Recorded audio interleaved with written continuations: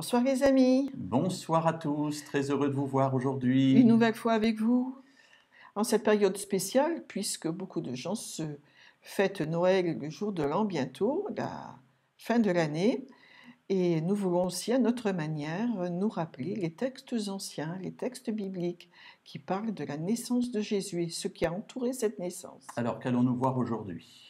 Et aujourd'hui, nous allons voir l'annonce de la naissance faite à Marie et aussi à Joseph, avec un ange qui s'appelle Gabriel et l'ange de l'Éternel qui va s'adresser lui-même à Joseph. Nous commençons par la prière, si vous le voulez bien. Père éternel, nous te remercions de ces moments que nous passons ensemble pour débuter ce Shabbat, et ce Shabbat particulier, puisque nous sommes à une semaine de ce moment où un peu tout le monde, qu'il soit croyant ou non, se souvient de Noël. Parfois pas pour les bonnes raisons, mais nous voulons en tout cas profiter de ces moments pour parler de cette merveilleuse bonne nouvelle que tu as annoncée à Marie, après l'avoir annoncée à Élisabeth. Alors nous voici aujourd'hui en train de considérer ce que tu as fait pour notre humanité. Merci pour tes bontés, merci pour ta bienveillance, et que ton nom soit béni en toutes choses. Amen. Nous allons lire, nous allons prendre le premier passage, si vous le voulez bien, et nous allons le lire ensemble, mais peut-être tout d'abord au niveau du contexte. Nous sommes à l'époque, je vais d'ailleurs mettre une carte, nous sommes à l'époque d'Hérode le Grand, le grand roi Hérode. Alors un grand roi parce qu'il a été grand, certes, il a été surtout très constructeur, il a construit beaucoup de choses et puis il a massacré aussi toute sa famille, enfin bref, c'était un homme très peu fréquentable, mais malgré tout, c'était lui qui était roi à cette époque-là. Nous nous trouvons environ vers -6, donc avant Jésus, -6, -5, et vous avez là une carte d'Israël, la capitale, ça n'est pas Jérusalem, mais c'est Césarée, à côté de la Grande Mer, au-dessus de Jaffa, entre Jaffa et Ptolémaïs. Et ce roi a été nommé donc en 37 avec l'appui d'Octave. Et la semaine dernière, nous avons vu ce qui s'est passé pour l'annonce de la naissance de l'enfant de Zacharie et d'Élisabeth, c'est-à-dire de Jean.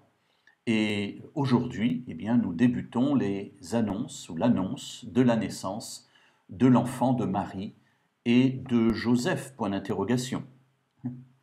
Alors l'évangile de Matthieu, l'évangile de Marc, de Luc, de Jean parlent de cette vie de Jésus avant même qu'il soit né. D'ailleurs, Jean va dire que c'est une vie qui était auprès du Père en le spécifiant de manière spéciale. Il ne va pas s'attarder sur la naissance dans ce monde de Jésus, mais Luc et Matthieu, dont on va parler ce soir, vont le faire. Alors l'évangile selon Matthieu annonce à Joseph, l'ange annonce à Joseph qu'il va devoir accueillir au sein de son foyer un bébé.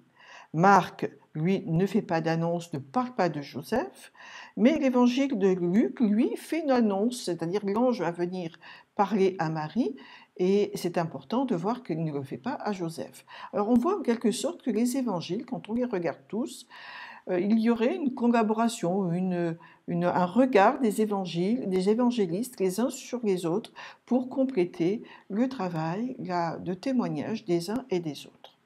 Aujourd'hui, donc, nous allons considérer le récit de l'annonce faite à Marie avec des termes tout simples, et puis nous allons voir l'annonce de l'ange de l'Éternel à Joseph. Nous n'allons pas en faire un commentaire, nous allons rester plus sur ce que dit l'ange à Marie, des événements qui sont autour de cela, et surtout nous allons voir la beauté de ce qui nous est dit dans ces passages. Prenons donc le récit du chapitre Luc, chapitre 1, verset donc 26. Au 6e mois, nous dit le récit biblique, l'ange Gabriel fut envoyé par Dieu dans une ville de Galilée du nom de Nazareth, chez une vierge fiancée à un homme qui s'appelait Joseph de la maison de David. Le nom de la vierge était Marie. Au Alors, c'est 6e quoi mois. ce 6e mois? Pourquoi le 6e mois? Parce que Le récit nous dit qu'au 5e mois, justement, il y a eu un événement. L'événement, c'est que Élisabeth, Elisheva, nous avons vu que tous les noms sont des noms hébreux qui vont être mis en contexte grec, mais à vrai dire, ce sont toutes des personnes juives qui sont là. Donc, Elisheva va avoir l'annonce d'un petit bébé qui vient, mais elle va se retirer dans sa maison, elle ne va plus avoir de vie publique jusqu'au 5e mois, nous dit le passage biblique. Pour dire d'une part qu'elle ne veut plus qu'on la stigmatise et qu'on lui fasse honte par sa stérilité, et puis d'autre part, on, on lui, elle veut aussi, le passage biblique veut nous dire que le 5e mois, c'est proche du 6e mois, et c'est tout à fait normal quand on compte, mais là c'est pour marquer qu'il y a une proximité entre la naissance de Jean-Baptiste et celle de Jésus. Donc on est au 6e mois. De la grossesse d'Élisabeth. De la grossesse d'Élisabeth, bien entendu. Et l'ange Gabriel vient pour annoncer la naissance d'un petit enfant à Marie. Et nous avons vu aussi, le récit précédent, que c'était un ange qui est nommé, il est Gabriel. Or, dans la Bible, il n'y a pas beaucoup de passages où les anges sont nommés. Ici, Gabriel, et nous voyons qu'il fait référence, la première mention de cet ange fait référence au chapitre 9 du livre de Daniel. Et donc, dans le chapitre 9 du livre de Daniel, il y a une annonce du Messie qui va venir, qui va devoir mourir et qui aussi reviendra à la vie. Et le récit biblique nous dit que c'est dans des temps difficiles pour Israël et ça sera aussi entouré du salut, pour le salut de l'humanité et en particulier du peuple de Dieu.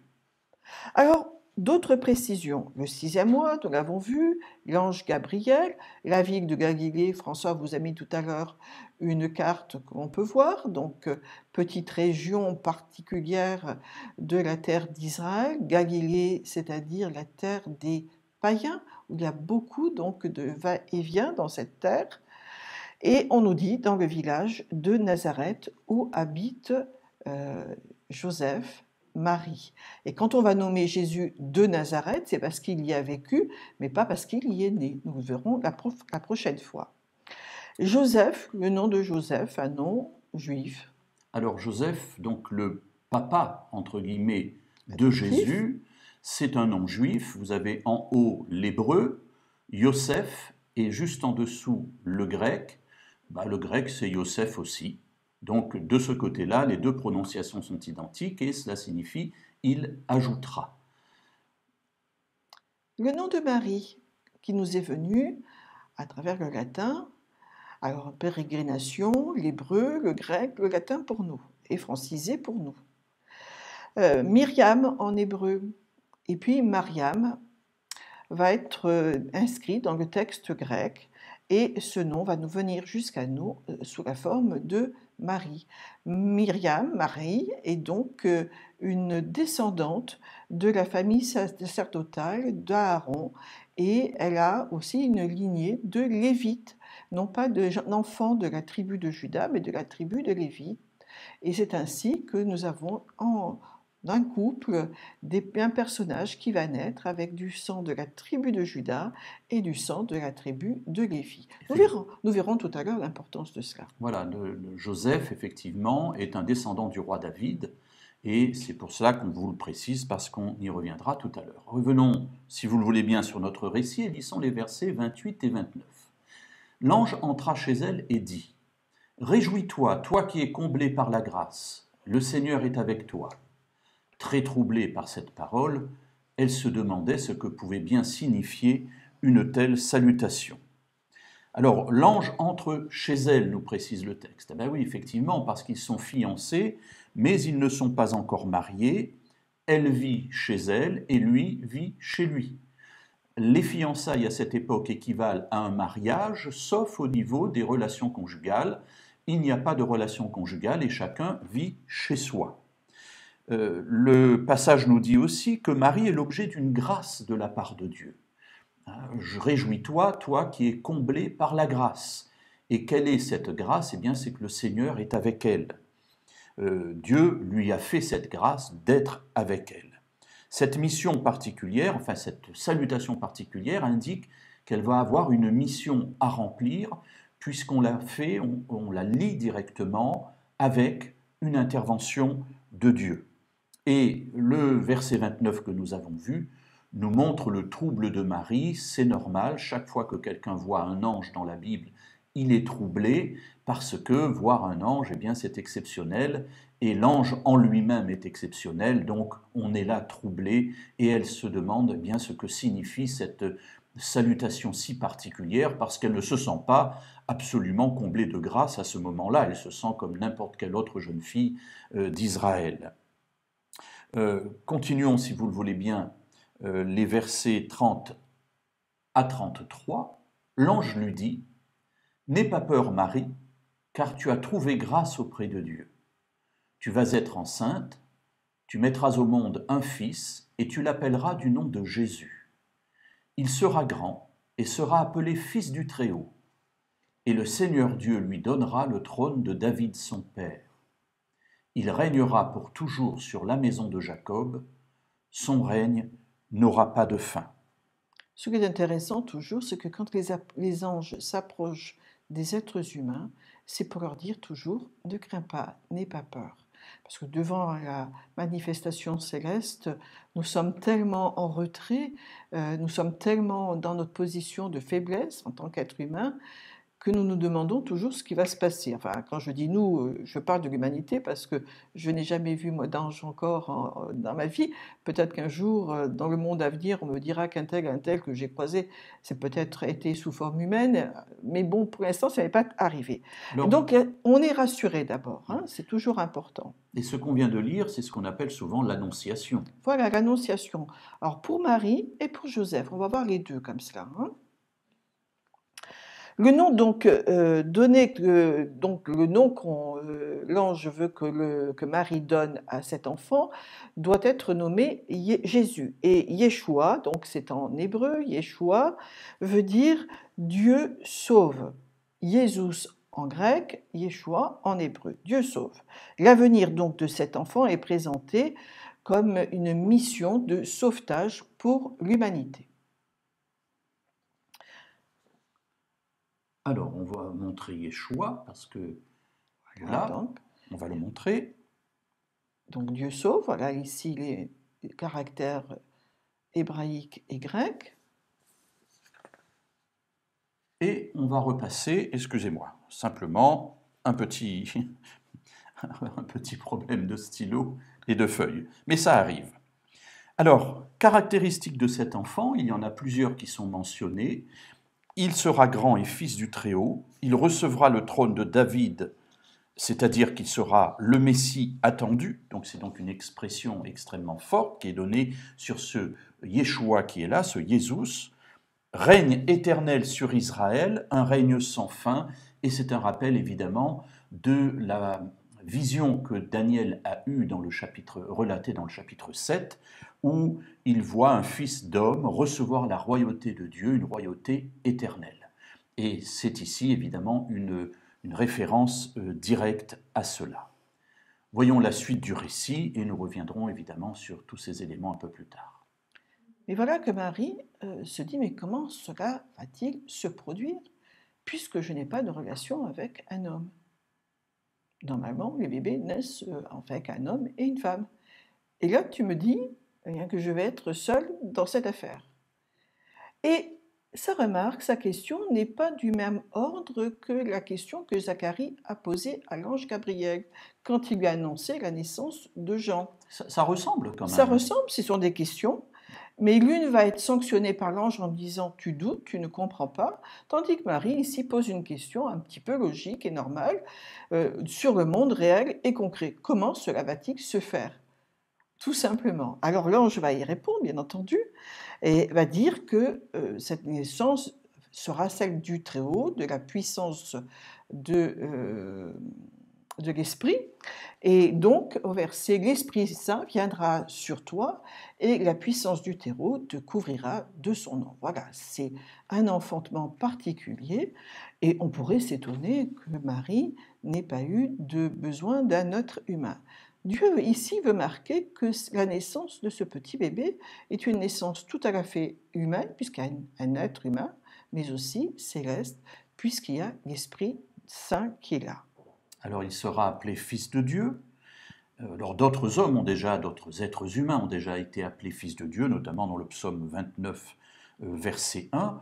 Mais ici, la paternité divine de l'enfant à naître lui donne une caractéristique divine qui échappe aux autres fils de Dieu qui ne sont que des humains nés d'hommes et de femmes. Ici, Jésus va bien naître d'une femme, mais son père n'est pas humain. Joseph, d'ailleurs, dans un passage qu'on verra plus tard, dira que Jésus était, comme on le pensait, fils de Joseph, mais Joseph n'est pas son père. Dieu est son père, l'Esprit couvre Marie de son ombre, et seul cet enfant qui naîtra si miraculeusement, aura cette caractéristique.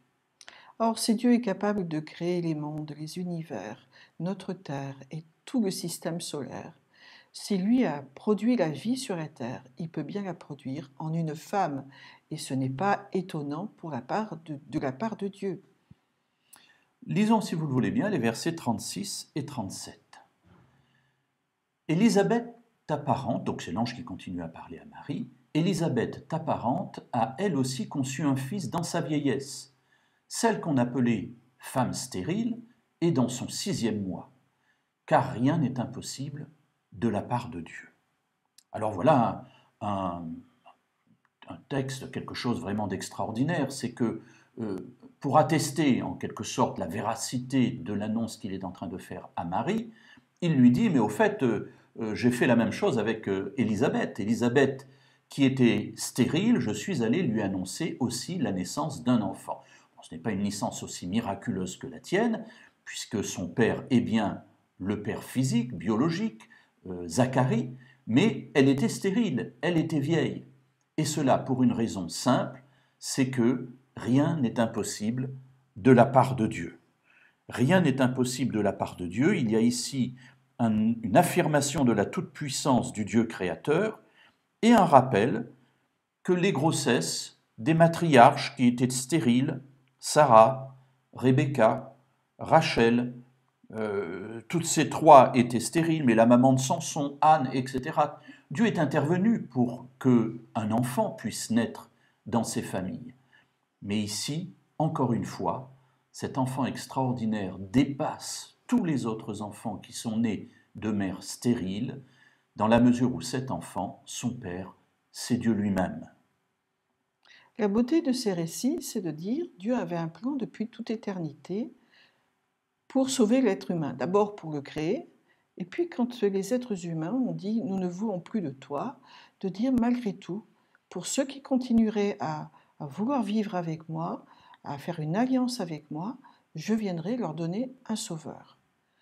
Et la délicatesse de Dieu, ce n'est pas d'abord de nous laisser à nous-mêmes, à nos propres choix destructeurs, mais nous dire malgré tout, tu peux reprendre le cours de la vie avec moi. Ça, c'est déjà une chose très belle, de voir l'amour de Dieu qui va toujours chercher l'être humain, recherche sa compagnie, sa relation, son intimité. Ici, nous voyons que dans ce passage, il ne fait pas les choses sans les êtres humains. Il n'agit pas d'abord et après prévient Marie. Il prévient Marie par l'ange Gabriel et lui dit en quelque sorte « Est-ce que tu veux accueillir ce petit bébé ?» Et Marie va le faire. Et ce qui est intéressant, c'est que le respect que l'ange et que Dieu a pour cette maman, cette future maman, pour cette femme, il agit avec respect, avec délicatesse et lui dit « Veux-tu t'inscrire dans le projet que j'ai pour l'humanité, pour les enfants d'Israël et en fin de compte, toi aussi, est-ce que tu veux le faire ?» Et donc, il vient directement s'adresser à Marie Il passera aussi par Joseph, il fera attention à Joseph, et en fin de compte, il respecte le corps de la femme, il respecte la femme elle-même, dans sa sexualité, dans son vécu de mère, dans sa maternité plutôt que sexualité, dans sa maternité. Et c'est important de noter que Dieu est toujours en recherche de collaboration, en recherche d'affection, de tendresse à déverser sur les êtres humains et ne veut jamais leur faire de violence. Alors, tu tires de cela de quel passage? Eh bien, tout simplement parce que l'ange vient la prévenir, et puis d'autre part, Marie va dire « Je suis l'esclave du Seigneur, qu'il advienne selon ta parole ». Et ainsi, elle rentre dans le projet divin du salut, ce projet qui passe par son acceptation, l'accueil de ce bébé pour elle-même et pour le salut de tous les êtres humains. Continuons, si vous le voulez bien, la lecture. Lisons les versets 39 et 40. En ces jours-là, Marie partit en hâte vers la région montagneuse et se rendit dans une ville de Juda. Elle entra dans la maison de Zacharie et salua Élisabeth. Alors on passe donc de la Galilée à la Judée, on redescend, on vient dans les environs de Jérusalem, de Bethléem. C'est une chaîne de montagnes qui va du nord au sud et sur laquelle se trouve construite Jérusalem, puisque Jérusalem est tout en haut de cette chaîne de montagnes. Elle se hâte, elle veut partager le plus tôt possible le récit de cette bénédiction qu'elle partage avec Élisabeth. Et puis Élisabeth sera la preuve vivante, en quelque sorte, de cet accomplissement. Et elle-même est en train d'avoir cet enfant qui est en train de naître en elle. Évidemment, elle ne le sent pas encore, c'est tout au début, mais elle se hâte. Et elle va saluer sa parente. Les versets 41 et 42 nous disent, et suivants, « Dès qu'Élisabeth entendit la salutation de Marie, l'enfant tressaillit dans son ventre. Élisabeth fut remplie d'Esprit Saint et cria « Béni sois-tu entre les femmes et béni soit le fruit de ton ventre. Comment m'est-il accordé que la mère de mon Seigneur vienne me voir? Car dès que ta salutation a retenti à mes oreilles, l'enfant a tressailli d'allégresse dans mon ventre. Heureuse celle qui a cru, car ce qui lui a été dit de la part du Seigneur s'accomplira. » Très beau passage de voir cette relation si intime avec ces deux femmes qui, toutes les deux, voient le bonheur de l'action de Dieu dans leur vie. Une parce qu'elle était stérile, l'autre parce que enfin toutes les promesses qui ont été faites aux êtres humains d'un salut viennent d'intervenir. Et Élisabeth, en entendant la voix de Marie, a une réaction elle-même, mais la réaction vient d'abord de son bébé. Parce que le bébé, dès qu'il entend la voix de Marie, tressaille d'une manière toute divine, toute particulière, toute surnaturelle. Et Élisabeth va le comprendre comme une allégresse du bébé vis-à-vis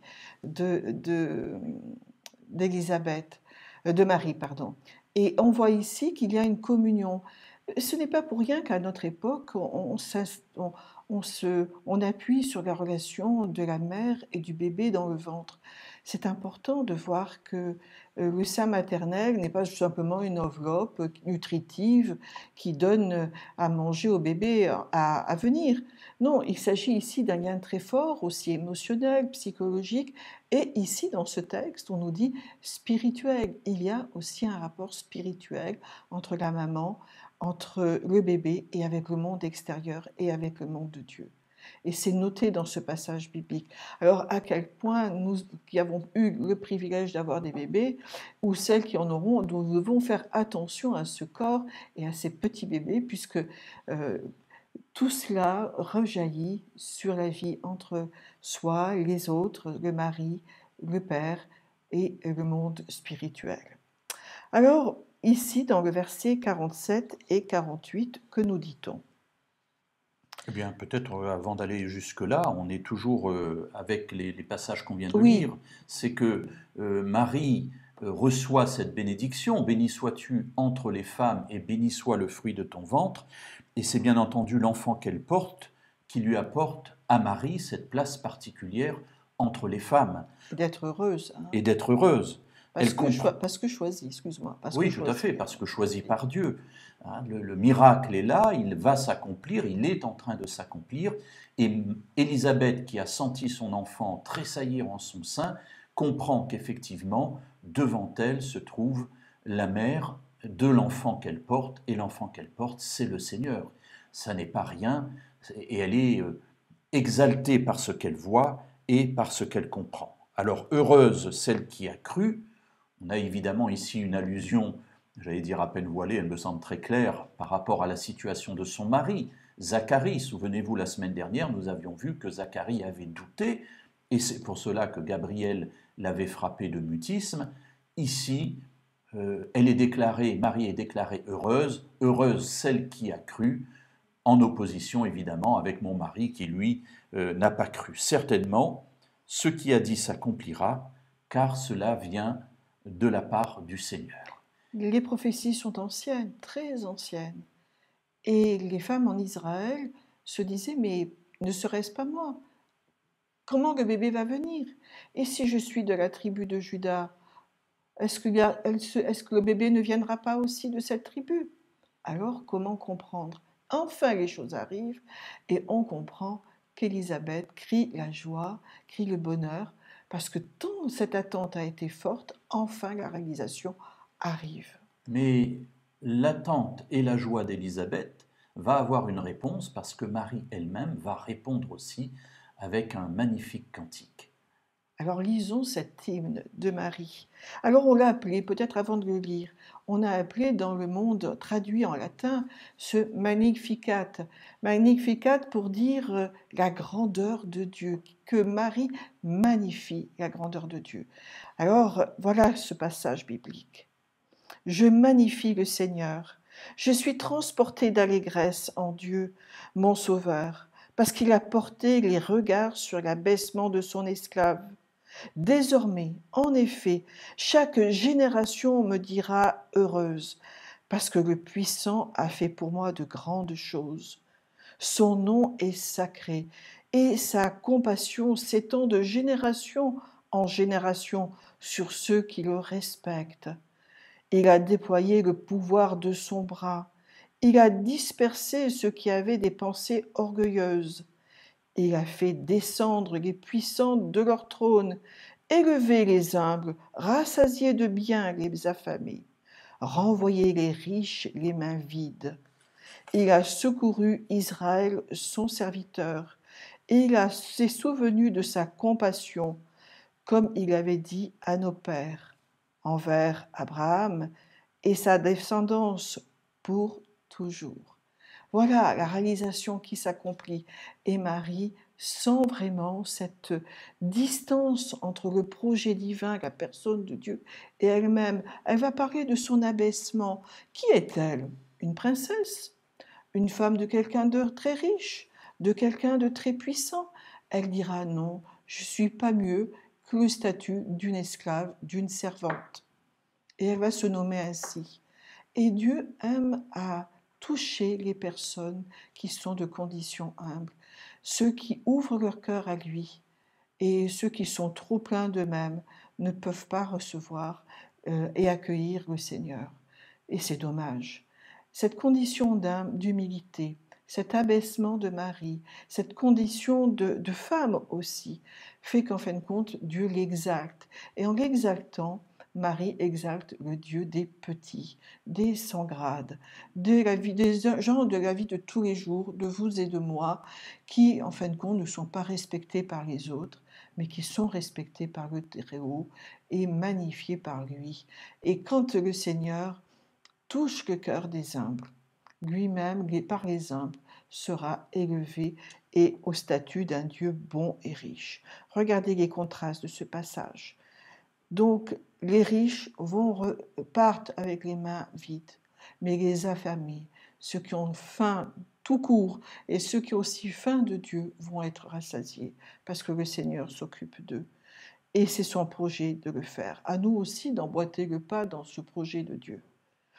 Il a déployé son pouvoir, mais la puissance des traits des puissants de ce monde ne vaut rien par rapport à celle de Dieu. Et en fin de compte, c'est dans cette compassion de Dieu, dans cette tendresse de Dieu, puisque le mot compassion en hébreu dit la tendresse de Dieu, c'est-à-dire du lien entre la maman et le bébé, pour dire ce lien matriciel, ce lien compassionnel, cette tendresse qu'a une femme pour son bébé. C'est le mot que Dieu ici qu'on emploie pour dire la tendresse de Dieu.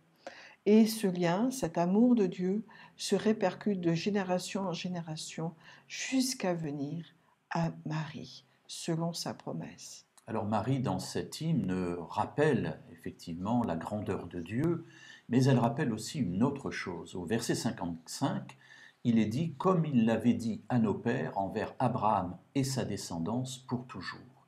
Ici, la promesse est rappelée, et cette promesse remonte loin puisqu'elle remonte au premier qui a été appelé, c'est-à-dire Abraham, le père des croyants, et cette promesse avait été faite d'une descendance, souvenez-vous.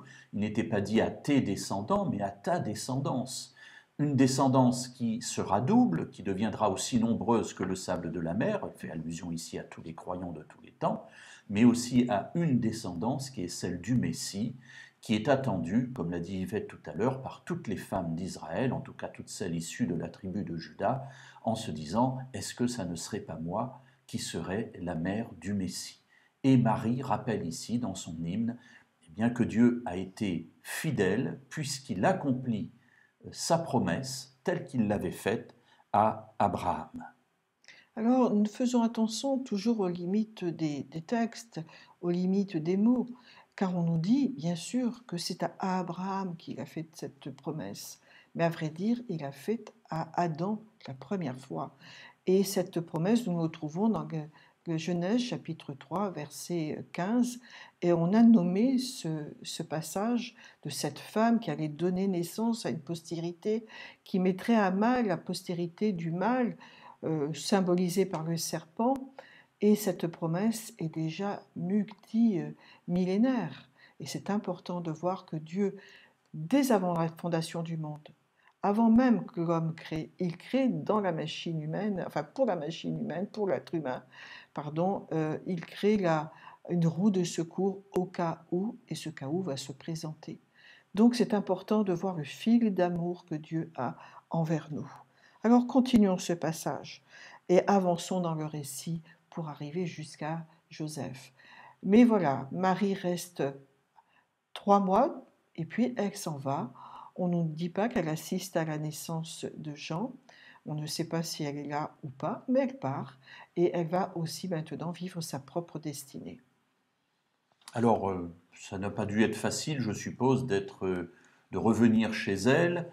Alors certes, le vent n'est pas très gros à 3 mois, mais quand même, ça commence à se voir, ça commence à être gênant, et on peut imaginer le risque aussi qui est pris, parce que cette femme, eh bien, elle est enceinte, mais elle vit encore chez elle alors que son mari, son fiancé, vit chez lui. Le qu'en dira-t-on est là, et il y a risque évidemment de beaucoup de colibés peut-être, et de mépris, et pourquoi pas d'accusations fortes. Alors, un autre récit nous est présenté dans l'Évangile selon Matthieu. Nous n'allons pas le commenter aujourd'hui, nous le commenterons bien l'année prochaine, hein, si tout va bien, mais nous allons quand même le lire, parce que l'annonce de la naissance de Jésus n'est pas faite qu'à Marie, elle est faite aussi à Joseph. Nous ne commenterons pas, je dirais juste 2 phrases à la fin, Oui. ou 3, mais nous ne commenterons pas ce passage aujourd'hui, nous le ferons une autre fois, mais néanmoins nous voulons le lire avec vous, parce qu'il est important aussi qu'on puisse avoir l'ensemble de ce passage qui est là montré. Et puis l'importance de Joseph, parce qu'il est quand même accueilli au sein d'un couple. Alors tu disais, mais peut-être avant d'aller, c'est quand même gênant cela, cette histoire de ventre qui s'arrondit. Et dans la vie publique, tu as bien souligné que ça pouvait poser des problèmes de qu'en dira-t-on, mais où est le père, où est le père? Et puis comment Joseph sait-il que Marie est enceinte? Alors, soit il le sait parce qu'il a vu le petit ventre et puis il s'est dit, tiens, tiens, mais qu'est-ce qui se passe là? Soit parce que Marie le lui a dit, ou simplement peut-être que l'annonciation à Joseph se passe juste avant le retour de Marie. Aucun des évangiles ne nous donne ces précisions, il est permis d'imaginer ce que l'on veut, mais toujours est-il, c'est que Dieu estime qu'il est nécessaire que Joseph ait lui-même une annonciation spécifique, particulière, pour cet enfant si étonnant qui est en train d'arriver. Alors nous allons lire dans l'Évangile selon Matthieu, à partir du chapitre 18. Dans le chapitre 1. Dans le chapitre 1er, pardon, à partir du verset 18. Voilà. Voilà, Matthieu 1, verset 18. Voici comment arriva la naissance de Jésus-Christ. Marie, sa mère, était fiancée à Joseph. Avant leur union, elle se trouva enceinte par le fait du Saint-Esprit. Joseph, son mari, qui était juste et qui ne voulait pas la dénoncer publiquement, décida de la répudier en secret. Comme il y pensait, l'ange du Seigneur lui apparut en rêve et dit Excusez-moi. Donc le verset 20. Merci. Joseph, fils de David, n'aie pas peur de prendre chez toi Marie, ta femme, car l'enfant qu'elle a conçu vient de l'Esprit Saint. Elle mettra au monde un fils et tu l'appelleras du nom de Jésus, car c'est lui qui sauvera son peuple de son péché. Tout cela arriva afin que s'accomplisse ce que le Seigneur avait dit par l'entremise du prophète. La Vierge sera enceinte, elle mettra au monde un fils, et on l'appellera du nom d'Emmanuel, ce qui se traduit Dieu avec nous. Et à son réveil, Joseph fit ce que l'ange du Seigneur lui avait ordonné, et il prit sa femme chez lui, mais il n'eut pas de relation avec elle, jusqu'à ce qu'elle eût mis au monde un fils, qu'il appela du nom de Jésus. Alors revenons quand même cette histoire, parce qu'on est quand même trop vite passé. Joseph savait donc, avant que l'ange lui parle, que Marie était enceinte. En tout cas, on peut supposer. Oui, puisqu'il veut rompre avec elle. Ah, mais oui, c'est marqué dans le texte finalement. Oui, c'est marqué Donc dans le on le texte. sait, on ne sait pas comment, mais on sait qu'il le sait. Moi, je pense que Marie a été assez délicate pour le lui dire. Alors c'est possible, Parce effectivement. que quand on a la visite d'un ange et quand on a le dessein de Dieu, mais ce qui est difficile dans ce passage, c'est pour un homme de dire, écoute, tu es en train de me raconter une belle histoire, mais ça n'est jamais vu. Exactement. Alors, comment faire? Moi, j'ai plutôt envie, je n'ai pas envie que la honte retombe sur toi, je n'ai pas envie de t'humilier en public, je n'ai pas envie de te montrer du doigt. Puisque le bébé n'est pas de moi, alors il vaut mieux qu'on se sépare et je vais le faire le plus délicatement possible, en secret. Je vais aller voir quelques témoins. Voilà, il suffisait d'avoir 2 témoins pour avoir une répudiation en secret. C'était quelque chose qui se faisait. Parce que comme il y avait un mariage légal et juridiquement valable, même s'ils n'étaient pas encore Ils ne vivaient pas ensemble. parce qu'ils ne vivaient pas ensemble, mais il était bien légal, on ne pouvait pas se démarier sans un aspect légal. Et là, Joseph dit, mais si je le fais trop publiquement, Marie va en recevoir des conséquences sociales importantes. Et on voit ici un homme de cœur, un homme qui fait attention à cette jeune femme qui est supposée l'avoir trahi. Et l'ange va intervenir, justement, l'ange de l'Éternel va intervenir pour que Joseph soit détrompé. Alors ce qui est important et intéressant et beau à voir, c'est qu'une fois qu'il reçoit la visite de l'ange et que l'ange lui dit ce qui se passe, eh bien il ne discute pas, c'est un homme droit, c'est un homme pieux, c'est un homme juste, et à son réveil, ce qui signifie qu'il était là dans un songe, l'ange est venu au moment où il dormait, à son réveil, Joseph fit ce que l'ange du Seigneur lui avait ordonné, il prend sa femme chez lui, c'est-à-dire qu'il accueille déjà en préfiguration cet enfant dans sa lignée de fils de David, du roi David. Il est là comme un enfant accueilli, il l'adopte, c'est un rite d'adoption, il accepte le plan que Dieu a eu pour Marie, il accepte le plan que Dieu a eu pour cet enfant, et il accepte le plan que Dieu a eu pour lui. Et c'est là quelque chose de très beau. Mais tout cela, nous le développerons beaucoup plus tard, Peut-être encore une idée que tu veux Oui, une partager? idée, mais que tu pourrais aussi souligner, c'est nous n'avons pas dit pourquoi le nommer Jésus alors que la prophétie dit il s'appellera Eh bien, ça, on Immanuel. le verra plus tard. On le verra dans quelques instants, un tout petit peu après, dans nos D'accord. conclusions. Nous le verrons plus tard. Alors avançons dans le récit et Voyons bon, quelques conclusions. Donc, quelques conclusions et essayons de résumer, de voilà. ramasser les idées que nous avons vues ensemble. D'abord, ne restons jamais quand nous lisons un récit biblique avec du papier blanc et avec des écritures en noir. Le récit essaie de nous donner la vie, de l'atmosphère de la vie de personnes en particulier. Et cela, nous devons essayer de nous remettre dans la scène, les impulsions des émotions, la joie, la tristesse, la surprise ici aussi, et puis de dire, mais ce n'est pas possible, c'est à moi que ça arrive. Alors parfois pour dire, c'est merveilleux le plan de Dieu, et puis Joseph de dire, mais c'est à moi que ça arrive, que ma fiancée me trompe avec un autre, elle que je croyais si fidèle. En fin de compte, nous sommes dans des récits où ils sont faits avec de la chair, des os, un vécu. Et dans cette profondeur du vécu, nous essayons avec François de vous retransmettre comment ces gens, qui sont des gens très humbles, des communs de mortels, vivent et accueillent le Seigneur et rentrent dans ce merveilleux plan du salut. Alors pour autant, je n'irai pas confier mes enfants. D'ailleurs, quand nous avions nos enfants petits et qu'il y avait une nounou qui devait venir, on téléphonait à ses employeurs précédents pour nous assurer que la personne qui Tout venait à allait fait. bien s'en occuper. Alors on peut supposer que Dieu a fait un peu pareil. Il est allé voir quelle famille pouvait accueillir, quel couple pouvait accueillir cet enfant extraordinaire.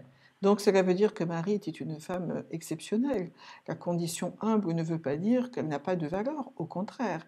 Et nous devrions tous la proclamer, comme dit le passage biblique, bienheureuse, parce qu'elle accueille l'enfant de Dieu. Et c'était merveilleux de voir à quel point euh, on peut avoir une vie cachée, toute simple, que les autres n'apprécient pas forcément, ne voient pas l'intérêt de cette vie, et en fin de compte, aux yeux de Dieu, elle a une grande valeur. Et je crois qu'il faut le souligner, Marie est une personne exceptionnelle. Mais Dieu lui dit, je te fais un cadeau. C'est ça la grâce. La grâce, c'est le cadeau, quelque chose qu'on ne mérite pas. C'est pas parce qu'elle est une personne méritante que Dieu le fait. Mais non, c'est parce que Dieu sait qu'elle va être accueillante. C'est pas du tout pareil. Et là, en l'accueillant, elle rentre dans le projet divin. Le récit est présenté avec simplicité, sans emphase particulière, et nous voyons que dans les récits bibliques, peu de passages bibliques parlent de Marie, mais c'est toujours pour souligner une femme qui reste dans le plan de Dieu, qui accueille, qui aime le Seigneur et qui sera fidèle tout à la fin de sa vie, jusqu'à la fin de sa vie, à la vie de Dieu. Elle saura aussi discerner dans cet enfant l'enfant de Dieu. Parfois, elle voudrait l'accaparer pour elle-même et lui dire non, fais ceci ou ne fais pas cela. Et Jésus va lui dire mais attention, tu n'es que ma maman.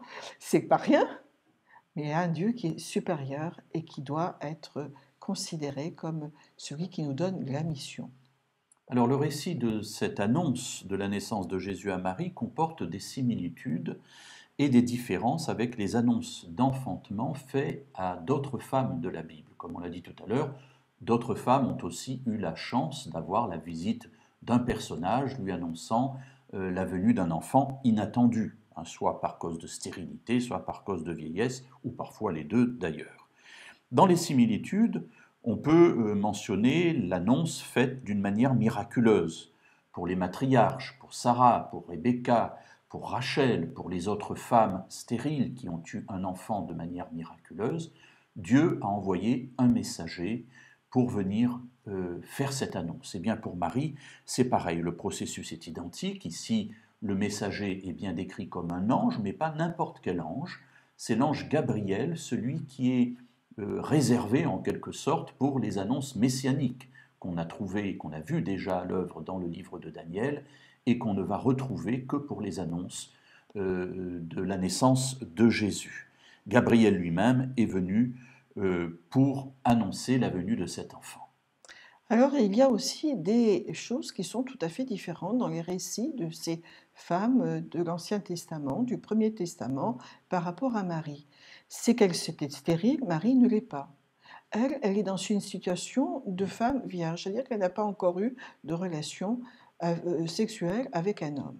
Et c'est justement ce que le récit biblique recherche, c'est que cette jeune fille soit sans relation avec un homme. Parce qu'on aurait dit, mais si tu es en vie commune avec Joseph, si tu vis sous le même toit, et si tu as aussi des relations sexuelles, ce qui est tout à fait logique et normal quand on est marié, on pourrait dire, mais le bébé que tu annonces comme venant de Dieu, eh ben, c'est pas un bébé venant de Dieu, c'est un bébé qui vient de Joseph. Et tu nous racontes une blague, un petit peu comme ça, tu nous essaies de nous faire passer les choses d'une certaine manière, mais le récit, ce n'est pas cela du tout, ton récit ne correspond pas du tout à la réalité. Et Dieu nous montre ici qu'il est le maître de la réalité, qu'il est le Dieu de l'impossible, puisqu'il est le créateur, il peut faire ce qu'il veut comme il veut, et donc la vie est donnée à Marie pour avoir un petit bébé, sans passer par la sexualité. Et c'est pour cela qu'il est bien mentionné qu'il n'y a pas eu de vie commune avant. Alors, petite parenthèse, ce n'est pas pour mentionner non plus que la sexualité est quelque chose de mauvais. Oui. Dans la Bible, la sexualité est quelque chose de bon. C'est d'ailleurs la première bénédiction biblique que nous trouvons dans tout le récit biblique, se trouve dans le livre de la Genèse, dans le chapitre 1er, et elle est liée justement à la sexualité. Donc la question n'est pas là du tout. Et si vous voulez lire de beaux passages sur la vie intime, lisez le Cantique des Cantiques et lisez le chapitre 5 du livre des Proverbes où on nous dit que la bien-aimée fait la joie de son mari. Et ici, il ne s'agit pas d'une joie intellectuelle, mais d'une joie conjugale profonde. Donc la vie avec Dieu ne se résume pas à des choses intellectuelles ou à une salissure du corps, qui serait aussi dans la sexualité, mais la sexualité proclame la vie avec Dieu et la collaboration de cette vie avec Dieu. Alors le fait que cet enfant vienne en dehors de l'union de Marie et de Joseph, puisqu'ils ne vivent pas encore ensemble, eh bien, permet de n'avoir aucun doute sur l'origine céleste de cet enfant que Marie va porter. Alors soulignons dans quelques versets des aspects très particuliers liés à cet aspect-là. Versets 32 et 33, « Il est le Messie attendu, et il va s'asseoir sur le trône de David, et son règne n'aura pas de fin. » Donc toujours dans l'évangile de Luc au chapitre 1, verset 35, son origine est divine. Sa conception relève de l'Esprit Saint, du Très-Haut, et de la puissance de Dieu. C'est lui qui agit. Au verset 36, Dieu a déjà commencé son œuvre en permettant à Élisabeth, qui était stérile, d'être dans son 6e mois de grossesse, donc aucun doute n'est possible.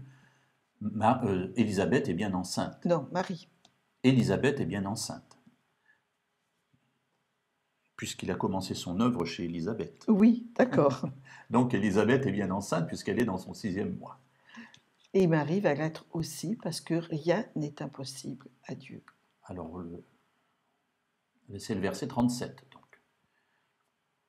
Alors, revenons maintenant sur une question qui avait été posée tout à l'heure concernant le nom, effectivement, le nom de Jésus.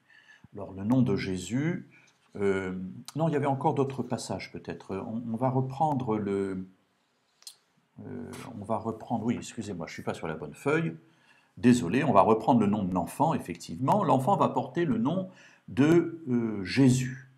Le nom de Jésus, Yeshua, on peut le replacer ici.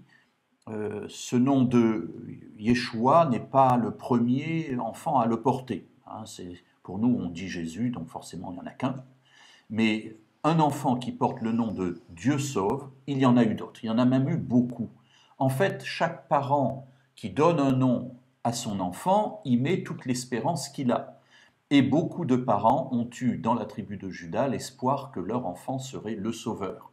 On en a un exemple, Josué, le fameux Josué, l'homme qui a conduit la conquête d'Israël de la terre promise.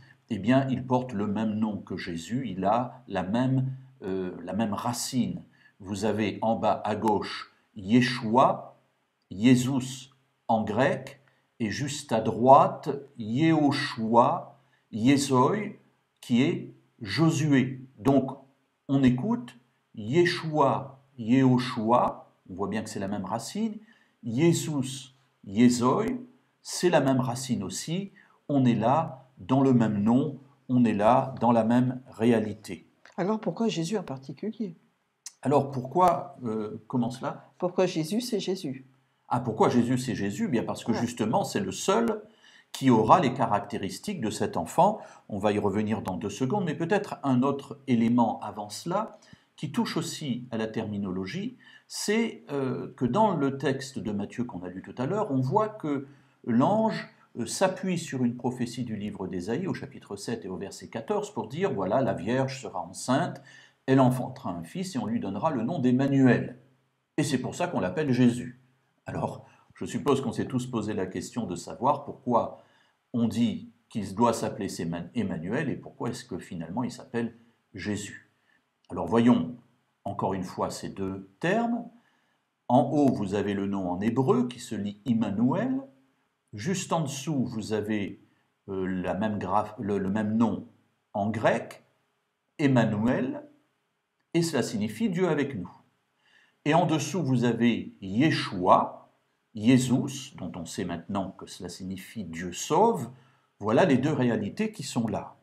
Eh bien, mes amis, tout simplement, ce Jésus-là, celui-ci, le Fils de Marie, est exceptionnel parce que c'est le seul qui sera Dieu avec nous et Dieu sauveur. Et enfanté par l'Esprit Saint. Justement parce qu'enfanté par l'Esprit Saint.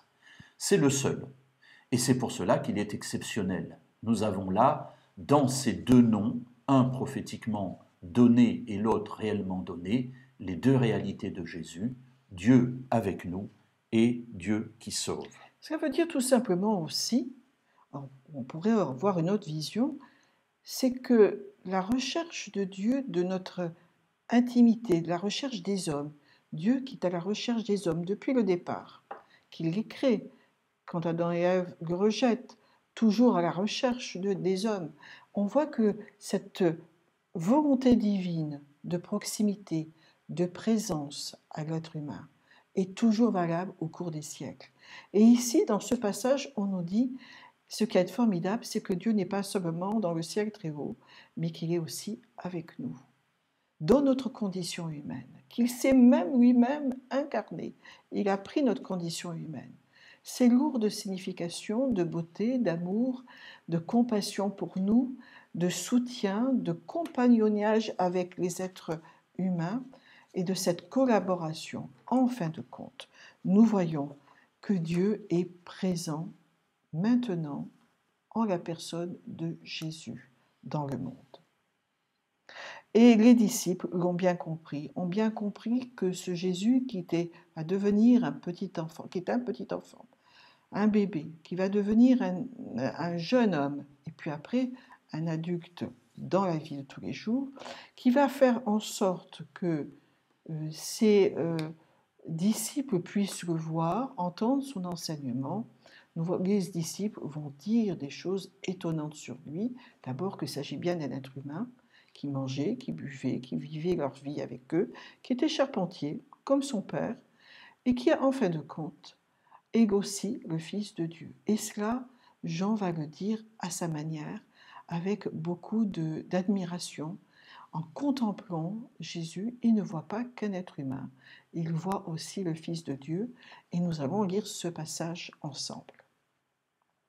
Alors, dans quel endroit? Première lettre de Jean, au chapitre 1er, et au verset 1 à 4. Ce qui était dès le commencement, ce que nous avons entendu, ce que nous avons vu de nos yeux, ce que nous avons contemplé et que nos mains ont touché concernant la parole de la vie. Et la vie qui était manifestée, nous l'avons vue, nous en rendons témoignage, et nous vous annonçons la vie éternelle qui était auprès du Père et qui nous a été manifestée. Ce que nous avons vu et entendu, nous vous l'annonçons à vous aussi, afin que vous aussi vous soyez en communion avec nous. Or, notre communion est avec le Père et avec son Fils, Jésus-Christ. Ceci, nous vous l'écrivons afin que notre joie soit complète. Voici le moment de Noël, c'est ça Noël, la joie complète. Ce n'est pas une fête antique, païenne, mais c'est une fête ici incarnée dans la vie de Jésus. Il ne s'agit pas simplement de faire youpi, mais de dire profondément ce Dieu qui aime et qui vient sur cette terre nous aimer. Et là, Jean a dit, il se répète, il va le dire, il va le redire de différentes manières, ce qu'on voit, ce qu'on contemple, ce qu'on a touché. Et même le récit biblique dira Jean qui était sur la poitrine de Jésus. Il était presque dans la laine de Jésus. Et il était admiratif de voir en cet homme la présence de Dieu. Et il veut nous la communiquer. Et tout ce récit biblique veut nous la communiquer. Et ce n'est pas pour rien qu'il y a dans ces passages émerveilleux de personnes stériles ou de personnes comme Marie qui est vierge, de voir la possible de Dieu dans ce monde et ainsi créer la joie dans nos cœurs, la paix et la contemplation des œuvres magnifiques du Seigneur. Eh bien voilà, nous arrivons à la fin de notre étude de ce passage merveilleux qui nous parle de la venue de Jésus. La semaine prochaine, nous verrons sa naissance parce que nous serons le 25 et c'est la date de Noël, donc on en profite pour aussi continuer notre survol de tous ces récits d'ailleurs qui contiennent beaucoup d'autres détails et nous aurons l'occasion au cours des différentes méditations de les voir ensemble. Mais terminons maintenant, si vous le voulez bien, par un temps de prière avec Yvette. J'aimerais reprendre les passages de l'hymne du cantique de Marie pour que nous puissions rester dans cet état d'esprit de beauté, de joie, de plénitude. Marie dit ceci, je magnifie le Seigneur et je voudrais le faire pour vous aussi, que nous puissions magnifier le Seigneur et être transportés d'allégresse en Dieu, qui est le Sauveur du monde en donnant son Fils. Parce qu'il a regardé les humbles, ceux qui étaient abaissés, ceux qui étaient esclaves, ceux qui étaient maltraités par les puissants de ce monde, et qui a eu compassion à travers les siècles, de génération en génération, pour ceux qui le respectent et qui l'aiment. Et il ouvre par ce don de Jésus-Christ, il ouvre un bonheur pour les êtres humains, car nous pouvons nous aussi recevoir ce bonheur dans notre cœur comme Marie. Il a secouru Israël et il soutient avec compassion tous ceux qui l'ont aimé à travers les siècles. Ainsi, les promesses faites à Abraham et à sa descendance se vérifient de manière concrète et Marie et Élisabeth peuvent exulter et nous pouvons nous-mêmes dire notre joie d'appartenir au Sauveur et au Seigneur. Amen. Amen. Que Dieu vous bénisse. Bonne soirée à vous. Un bon Shabbat Shalom. À bientôt. À bientôt. Au revoir.